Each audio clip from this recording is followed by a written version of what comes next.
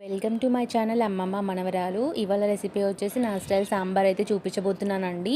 First అయితే ముద్దపప్పుని boil చేసుకొని పక్కన పెట్టేసుకోవాలి. చింతపండు పులుసు కూడా ప్రిపేర్ చేసుకొని పక్కన పెట్టుకోవాలండి సాంబార్ కోసం.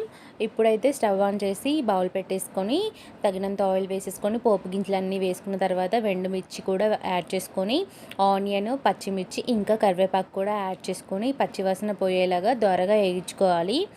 నా దగ్గర 6 నుంచి 7 రకాల వెజిటేబుల్స్ అయితే ఉన్నాయి. ఒక్కొక్క వెజిటేబుల్ ఒక్కొక్కటి మాత్రమే యూజ్ చేస్తాను నేను. ఎక్కువ క్వాంటిటీ వెజిటేబుల్స్ అనేది మనం యూజ్ చేస్తున్నాం కాబట్టి ఒక్కొక్కటి సరిపోతుంది. నేను పొడవుగా కట్ చేసుకుంటాను ఎప్పుడైనా సరే.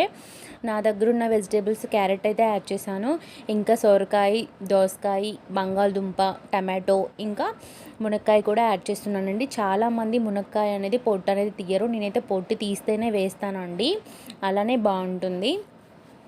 మీరు కూడా ఈ రెసిపీని ట్రై చేయండి. ఇదైతే